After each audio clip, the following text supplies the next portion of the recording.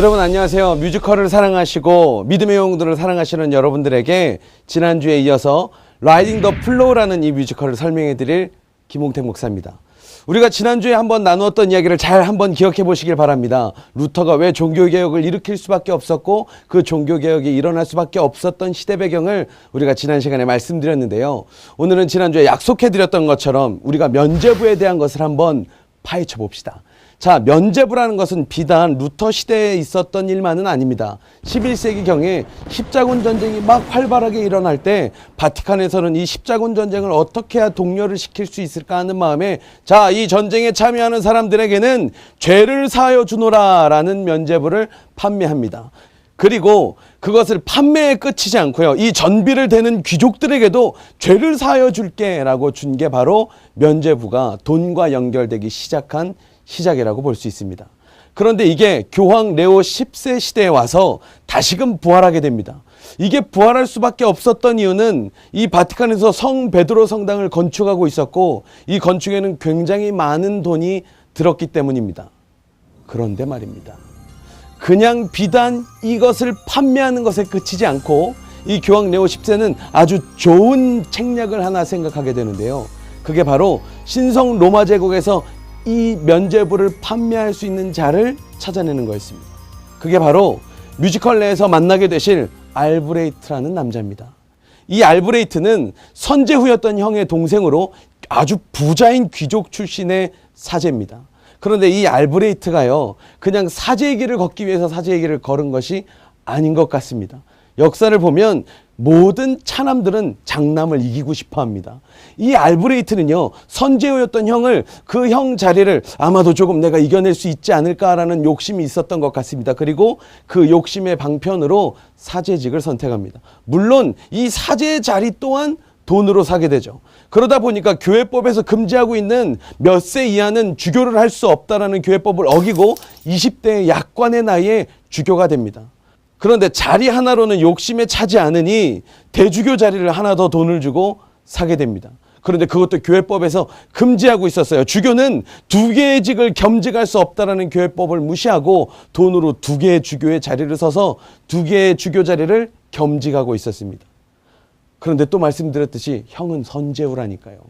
여러분, 선제후가 뭔지 아십니까? 선제후라는 말은 그때 로마 신성제국은요, 국민 투표가 아닌 국민의 대표들이 투표를 해서 황제를 뽑는 선거제도가 있었습니다. 물론 뒤로야 교황이 찍은 사람이 황제가 됐지만 사실 그런 이상한 방법으로 왕이 되거나 수장이 되려고 하는 사람들은 이상하게 전통적인 방법을 고수하거든요. 그래서 이 선거인단의 방법을 그대로 따르게 됩니다. 그리고 그 선거권을 가지고 있는 귀족을 보고 선제후라는 단어를 사용하게 되는 겁니다.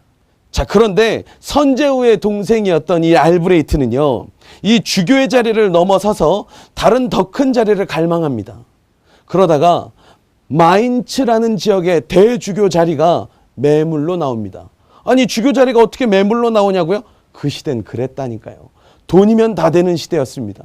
자, 마인츠 대주교 자리에 이 알브레이트가 눈이 돌아갑니다. 왜 그럴 수밖에 없느냐? 마인츠 대주교 자리는 로마 신성제국의 주교들 가운데 최선임의 자리, 그러니까 지금으로 보시면 추기경쯤 됩니다. 그런 자리였고 이 마인츠 대주교는 선제후를 겸직합니다. 보세요. 주교에다 선제후라뇨. 알브레이트가 꿈꿀 수 있는 모든 게 그 안에 들어있었습니다. 그러자 이 알브레이트가 그 자리를 입찰에 들어갑니다. 그리고 그때 당시의 돈인 29,000 두카트라는 큰 돈을 내고 그 자리가 낙찰이 됩니다. 두카트는 여러분들이 생각하시는 건 오토바이고요. 두카트는 그때 시대에 사용되고 있던 금화의 화폐 단위입니다. 자, 1두카트는 3.5g의 순도 98%의 금화입니다. 그러니까 지금 금 한 돈이 3.75g에 19만 9천 원이니까요. 1두카트는 20만 원 정도 되겠네요. 자, 20만 원짜리 금화가 2만 9천 개 있습니다. 그럼 얼마? 58억입니다. 하나로 58억이라는 이 금화를 가지고 이 마인츠 대주교 자리를 사는데 성공합니다.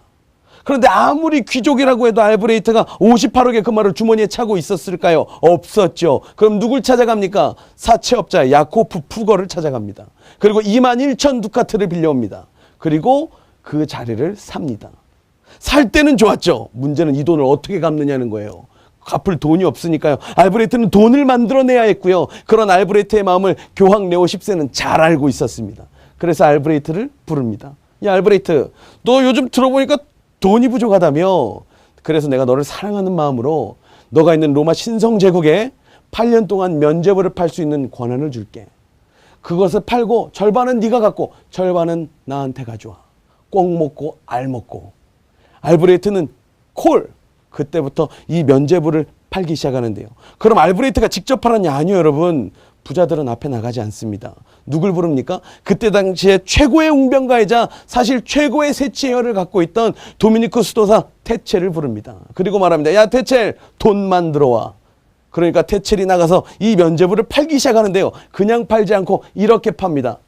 자, 여러분, 이 면죄부로 말씀드릴 것 같으면 여러분들이 미처 효도를 다 하지도 못했는데 먼저 돌아가신 부모님들이 아직 저 천국에 가지 못하고 연옥에서 고통을 당하고 있습니다. 그런데 이 면죄부를 부모님의 이름으로 사서 여러분들이 이 면죄부의 값으로 그 말을 금괴에 넣는 순간 여러분들의 부모님은 연옥에서 천국으로 뿅! 아시겠습니까? 이 면죄부는 여러분들의 부모님의 죄를 사하여 줄 수 있는 교황님의 선물입니다. 라고 면죄부를 팔기 시작했어요. 왜 지금도 그렇지 않습니까? 부모님들이 돌아가시고 나서 우리 효도하잖아요.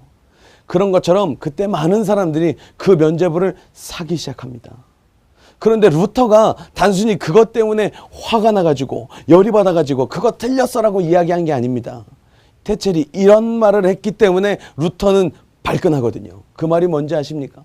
자, 여러분, 이 면죄권이 왜 그런 힘을 가질 수 있느냐? 이 면죄권에 찍혀있는 교황의 이 십자가 도장은 예수 그리스도께서 십자가에서 죽으시고 부활하실 때 일어났던 그 효력과 동일한 효력을 갖습니다. 라고 말했기 때문입니다. 즉, 면죄부 종이가 인간의 죄를 사하신 예수 그리스도의 십자가의 능력과 동일한 효과를 갖고 있다는 겁니다.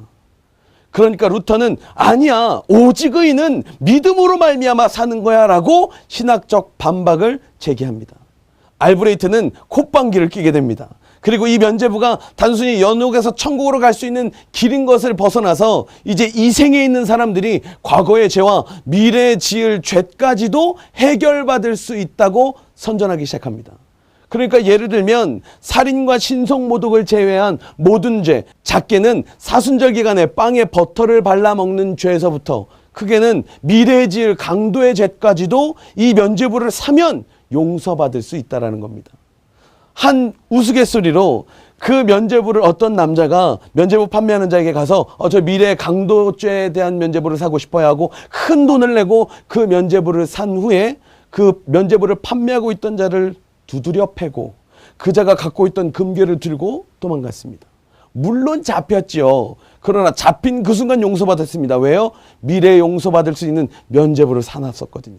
자, 이런 말도 안 되고 어린아이도 속지 않을 일에 로마 신성제국의 사람들은 열광하기 시작했고 큰 돈을 내고 면죄부를 사들이기 시작했습니다.